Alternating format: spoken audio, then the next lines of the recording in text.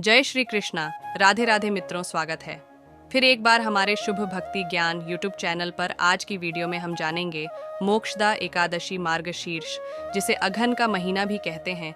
इस महीने की शुक्ल पक्ष की एकादशी तिथि को मोक्षदा एकादशी के नाम से जाना जाता है।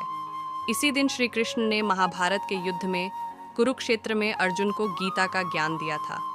इसीलिए हो सके तो इस दिन गीता का पाठ अवश्य करें या गीता का श्रवण अवश्य करें और उसके उपदेशों को अपने जीवन में उतारें। इस दिन भगवान श्री हरि की पूजा करने से मोक्ष की तो प्राप्ति होती है।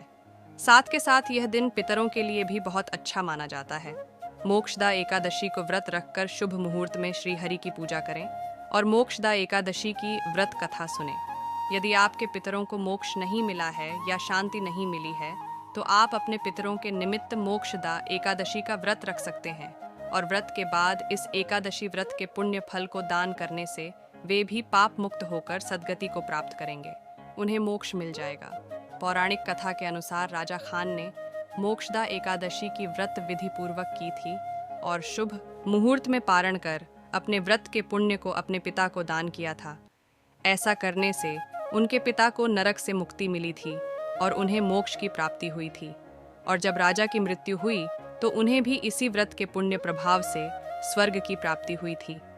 अब जानते हैं कि इस वर्ष 2024 में मोक्षदा एकादशी कब है, इसके शुभ मुहूर्त, पारण का समय और आज का एक ऐसा उपाय जिससे आपके पितर खुश होकर आपको सुख समृद्धि का वरदान देंगे। तो बने रहेंगे वीडियो के अंत तक। और ऐसी जानकारी और मेरी वीडियो पसंद आए तो कमेंट बॉक्स में राधे राधे लिखना मत भूलिए।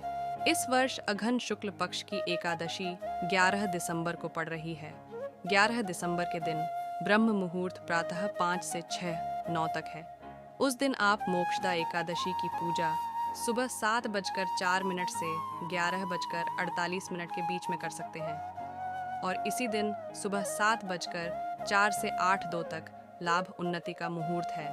तो जो उपाय मैं आपको बताऊंगी उसे आप इसी समय में कीजिएगा, क्योंकि इस विशेष मुहूर्त में कोई भी पूजा या कोई भी उपाय किया जाए तो वह अवश्य फलित होता है। और इस बार 11 दिसंबर मोक्षदा एकादशी पर 2 सुंदर और दिव्य योग भी बन रहे हैं। एक है वार्या योग और दूसरा है रेवती नक्षत्र का संयोग। वार्या योग सुबह से लेकर शाम को 6:04 तक रहेगा और रेवती नक्षत्र सुबह से 11:20 तक है। और इसी के साथ इस दिन शाम की पूजा का समय 5:02 से 5:50 तक रहेगा। तो इस दिन शाम के समय भगवान विष्णु के सामने घी का दिया जलाएंगे, तुलसी माँ के सामने भी एक घी का दिया जलाएंगे और अगर आपके घर में केले का पेड़ हो तो केले के पेड़ के सामने भी घी का दिया जरूर जलाई। माँ घर में माँ लक्ष्मी का आगमन होता है और धन समृद्धि भरी रहती है। मोक्षदा एकादशी व्रत के प्रभाव से भगवान श्री हरि विष्णु मोक्ष प्रदान करते हैं और मनोवांछित फलों की प्राप्ति होती है। घर में सुख समृद्धि आती है, मन भी निर्मल रहता है। 11 दिसंबर को रखी जाने वाली मोक्षदा एकादशी 12 दिसंबर को मध्य रात्रि 11:09 में समाप्त होगी। आपको यहाँ पर एक बात का ध्यान देना होता है कि जब भी द्वादशी का व्रत रखा जाता है तो अगले दिन व्रत का पारण करते समय यानी व्रत खोलते समय यह भी देखा जाता है कि उस समय हरिवासर तो नहीं है, क्योंकि हरिवासर की समाप्ति के बाद ही व्रत खोला जाता है, जो कि द्वादशी तिथि के साथ ही प्रारंभ होता है। तो इस समय में भूले से भी व्रत को खोलना नहीं चाहिए। आप इस समय में दान दक्षिणा कर सकते हैं, भगवान का जाप कर सकते हैं, तो आपको अनंत गुणा फलों की प्राप्ति होगी। आप जिस दिन भी एकादशी का व्रत रखते हैं उसके एक दिन पहले दशमी तिथि के नियमों का पालन करना चाहिए। तुलसी पत्र वगैरह दशमी तिथि को तोड़ लेने चाहिए। बाल धोना, नाखून काटना, एकादशी व्रत से जुड़ी तमाम चीज़ें दशमी तिथि को ही संपूर्ण कर लेनी चाहिए। इस एकादशी के दिन गीता जयंती भी मनाई जाती है, इसीलिए आप पूजा के समय भगवान के समक्ष गीता का पाठ अवश्य करें। और आज के विशेष उपाय में मैं आपको 2 उपाय बता रही हूँ। आप चाहे तो दोनों कर सकते हैं या कोई एक भी करें, आपकी अपनी इच्छा है। पहले उपाय में आपको इस दिन घर में पूजा करने के बाद किसी शिव मंदिर में जाना है और भगवान शिव का जल में काले तिल मिलाकर अभिषेक करना है। आप यह अभिषेक अगर तांबे के पात्र से करेंगे तो विशेष फलदायी होगा। इसके बाद एक मिट्टी के दिए में सफ़ेद बाती लगाकर तिल का तेल डालकर भगवान शिव के समक्ष दीपक प्रज्वलित करेंगे। और आज के दिन अपनी कोई मनोकामना या इच्छा नहीं बोलनी है, इसका आपको विशेष ध्यान रखना है। आप अपने पितरों की सद्गति, अपने पितरों की शांति के लिए भगवान शिव के समक्ष तिल के तेल का दिया जला रहे हैं, तो आपको सिर्फ उनके ही सद्गति की प्रार्थना करनी है।